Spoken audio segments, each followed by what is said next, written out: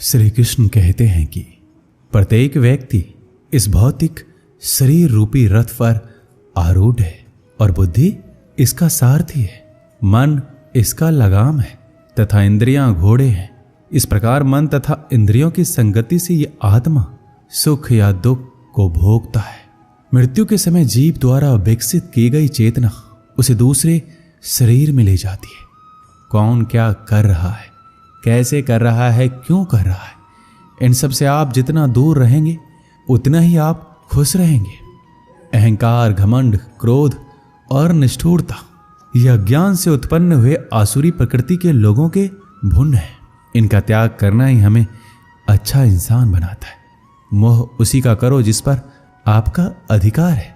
जिस पर आपका अधिकार ही नहीं है उसका मोह भी नहीं करना चाहिए। विषय वस्तुओं के बारे में सोचते रहने से मनुष्य को उनसे आसक्ति हो जाती है। इससे उनमें कामना यानी इच्छा पैदा होती है और कामनाओं में विघ्न आने से क्रोध की उत्पत्ति होती है। जितना हो सके खामोश रहना ही अच्छा है, क्योंकि सबसे ज्यादा गुनाह इंसान से उसकी जुबान ही करवाती है। श्री कृष्ण कहते हैं, हे अर्जुन, अपने परम भक्तों जो मेरा स्मरण या चित्त मन से मेरा पूजन करते हैं, मैं व्यक्तिगत रूप से उनके कल्याण का उत्तरदायित्व लेता हूं। जो लोग भक्ति में श्रद्धा नहीं रखते वो मुझे प्राप्त नहीं कर पाते, अतः वह भौतिक जगत में जन्म मृत्यु के मार्ग पर वापस आते रहते। किसी काम की चिंता करना ठीक है, फिर चिंता इतना भी नहीं होना चाहिए कि वह काम ही बिगड़ जाए। अच्छी नीयत से किया गया काम कभी व्यर्थ नहीं जाता और उसका फल आपको जरूर मिलता है। मैं किसी का भाग्य नहीं बनाता, हर कोई अपना भाग्य खुद बनाता है। आप जो भी कर्म कर रहे हो उसका फल आपको कल प्राप्त होगा, और आज जो आपका भाग्य है वह आपके द्वारा पहले किए गए कर्मों का फल है। तुम्हें सिर्फ अपने कर्म करने का अधिकार है, किंतु कर्म के फलों के तुम अधिकारी नहीं हो। तुम ना तो कभी अपने आप को अपने कर्मों के फलों का कारण मानो, ना ही कर्म ना करने में कभी आसक्त हो जाओ।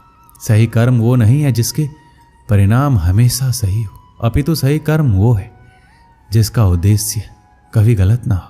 पूर्णता के साथ कभी किसी और के जीवन की नकल करके जीने की तुलना में अपने आप को पहचान कर अपूर्ण रूप से जीना बेहतर है।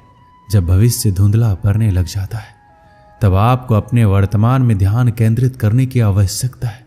कोशिश कर, हल निकलेगा, आज नहीं तो कल निकलेगा। जीवन की सबसे बड़ी गलती वही होती है जिस गलती से हम कुछ सीख नहीं पाते हैं। जब हमारा दिमाग यानी कि मन कमजोर होता है तो परिस्थितियां समस्या बन जाती है, लेकिन जब मन स्थिर होता है तब परिस्थितियां चुनौती बन जाती है। जब हमारा मन मजबूत होता है तो परिस्थितियां अवसर बन जाती है। मनुष्य की मानवता उसी वक्त नष्ट हो जाती है जब उसे दूसरों के दुख पर हंसी आने लगती है। समय यही सिखाता है कि जिंदगी किसी का इंतजार नहीं करती, ना ही किसी के लिए रुक सकती है। मनुष्य को अपने कर्मों के संभावित परिणामों से प्राप्त होने वाली विजय या पराजय, लाभ या हानि, प्रसन्नता या दुख इत्यादि के बारे में सोचकर चिंता से ग्रसित नहीं होना चाहिए। यदि आप अपनी गलतियों से कुछ सीखते हो तो गलतियां सीढ़ियां हैं, और नहीं सीखते हैं तो गलतियां सागर है। निर्णय आपका है, चढ़ना है या डूबना है। समस्या इतनी ताकतवर नहीं होती कि जितना हम उन्हें मान लेते। कभी सुना है कि अंधेरे ने सुबह को होने ही नहीं दिया। गलतियां ढूंढना गलत नहीं है, बस शुरुआत खुद से होनी चाहिए। जरूरी नहीं हर बार आपके शब्दों को सही समझा जाए, इसलिए कभी कभी चुप रहना ही ज्यादा बेहतर होता है। जो जितना अधिक शांत होता है वो उतना ही गहराई से अपनी बुद्धि का प्रयोग कर सकता है। सबसे समझदार और स्थिर बुद्धि वाला व्यक्ति वही है जो सफलता मिलने पर अहंकार में नहीं जाता और विफलता में गम में नहीं डूबता। प्रशंसा हो रही हो तो ज्यादा सावधान रहने की जरूरत है। जिसने मन को जीत लिया है उसके लिए मन सर्वश्रेष्ठ मित्र है, किंतु जो ऐसा नहीं कर पाया उसके लिए उसका मन सबसे बड़ा शत्रु बना रहेगा। नकारात्मक विचारों का आना तय है, परंतु ये आप पर निर्भर करता है कि आप उन्हें कितना महत्व देते हैं। याद रखना, बेहतरीन दिनों के लिए बुरे दिनों से लड़ना पड़ता है। जीवन में कुछ भी स्थायी नहीं है, इसके लिए स्वयं को अधिक तनावग्रस्त ना करें, क्योंकि परिस्थितियां चाहे कितनी भी खराब हो बदलेगी जरूर। संसार में परेशानी देने वाली की हस्ती कितनी भी बड़ी क्यों ना हो, पर भगवान की कृपा दृष्टि से कभी बड़ी नहीं हो सकती। प्रेरणा का सबसे बड़ा स्रोत आपके अपने विचार है, इसलिए बड़ा सोचें। खुद को जीतने के लिए हमेशा प्रेरित करें। जिसने मन को जीत लिया है उसने पहले ही परमात्मा को प्राप्त कर लिया है, क्योंकि उसने शांति प्राप्त कर ली है। ऐसे मनुष्य के लिए सुख दुख, सर्दी गर्मी और मान अपमान एक जैसे होते हैं। मुश्किलें केवल बेहतरीन लोगों के हिस्से में आती हैं, क्योंकि वही लोग उसे बेहतरीन तरीके से अंजाम देने की ताकत रखते हैं।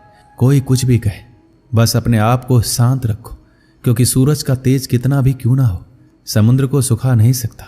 जहां आपकी कोई कीमत नहीं वहां पर रुकना अनुचित है, चाहे वो किसी का घर हो या किसी का मन। जब कोई हाथ और साथ दोनों ही छोड़ देता है, तब कुदरत कोई ना कोई उंगली पकड़ने वाला भेज देता है, और उन्हीं का नाम कान्हा है। जो मन को नियंत्रित नहीं करते उनके लिए वह शत्रु के समान कार्य करता है। दुनिया के सामने जीतने वाला विजेता नहीं होता, बल्कि किन रिश्तों के सामने कब और कहां पर हारना है ये जानने वाला भी विजेता होता है। जो लोग बुद्धि को छोड़कर भावनाओं में बह जाते हैं उन्हें हर कोई मूर्ख बना सकता है।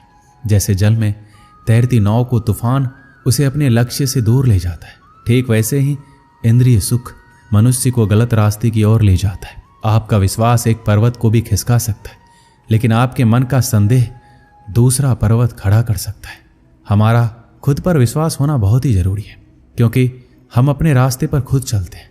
वक्त कभी भी एक जैसा नहीं रहता। उन्हें भी रोना पड़ता है जो बेवजह दूसरों को रुलाते हैं। अपनी इच्छा शक्ति के माध्यम से अपने आप को नई आकृति प्रदान करें।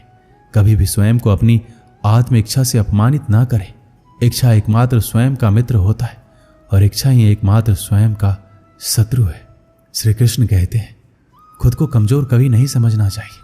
अगर आप गिरते हो तो उठने का प्रयास करो, लड़ो और पूरी निष्ठा से अपना कर्तव्य कर्म निभाओ। बाकी सब कुछ मुझ पर छोड़ दो।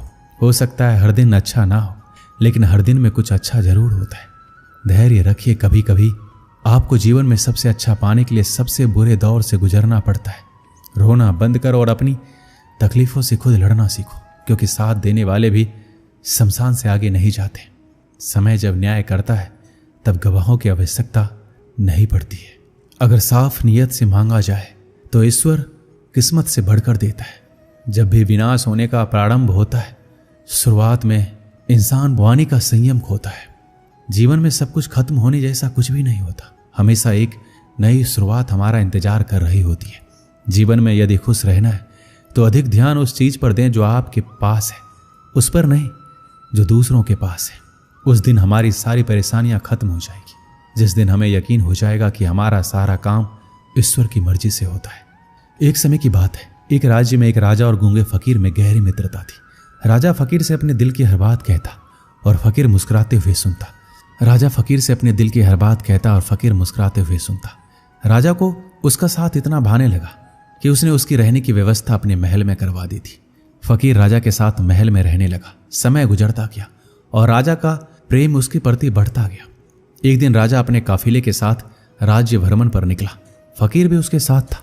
शाम को वह राज्य के अंतिम छोर के गांव की स्थिति जानकर वापस लौट रहे थे। रास्ते में घना जंगल पड़ा। राजा का काफिला रास्ता भटक गया।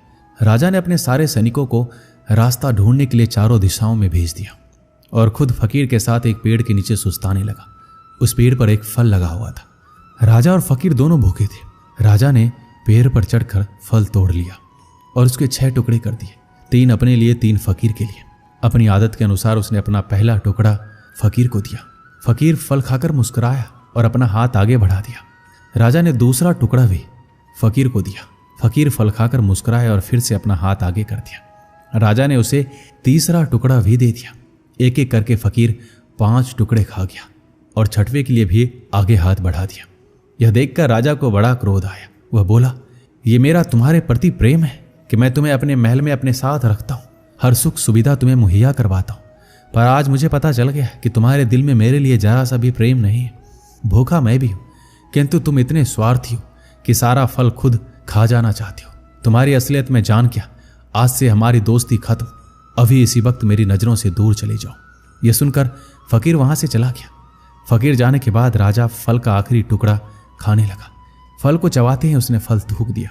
फल इतना कड़वा था कि उसे खाया ही नहीं जा सकता था। राजा को समझ आ गया कि फकीर क्यों सारे टुकड़े मांगकर खा जाना चाहता था, क्योंकि फकीर राजा से बहुत प्रेम करता था। राजा की दी हर चीज वह खुशी खुशी स्वीकार करता था और सदा मुस्कुराता रहता था। इसलिए जब राजा ने उसे फल दिया तो उसने स्वीकार कर लिया और कड़वा होने के बावजूद भी मुस्कुराते हुए खा गया। वह सारे टुकड़े इसलिए मांगकर खा जाना चाहता था ताकि राजा को इस बात का पता नहीं चल सके कि वह उसे कड़वा फल खिला रहा है। जब राजा के दिए गए मीठे फल उसने खुशी खुशी खाए थे तो कड़वा क्यों नहीं खाता। ये बात समझ में आने पर राजा पछताने लगा, मगर अब देर हो चुकी थी। अपने संदेह के कारण वह अपना परम मित्र खो चुका था। इस कहानी से हमें क्या सीख मिलती है? सच्चा दोस्त कभी आपका बुरा नहीं चाहेगा, वह आपको रोकेगा भी आपके भले के लिए। सच्ची दोस्ती हमेशा सहज कर रखे। दोस्ती के फल में संदेह का कीड़ा लग जाए तो उसे खराब होते देर नहीं लगती। इसलिए जब भी दोस्ती करें भरोसे की नींव पर करें। दोस्तों, इस वीडियो में बस इतना ही। मिलते हैं अगली वीडियो में। अपना ख्याल रखिएगा। जय श्री कृष्ण।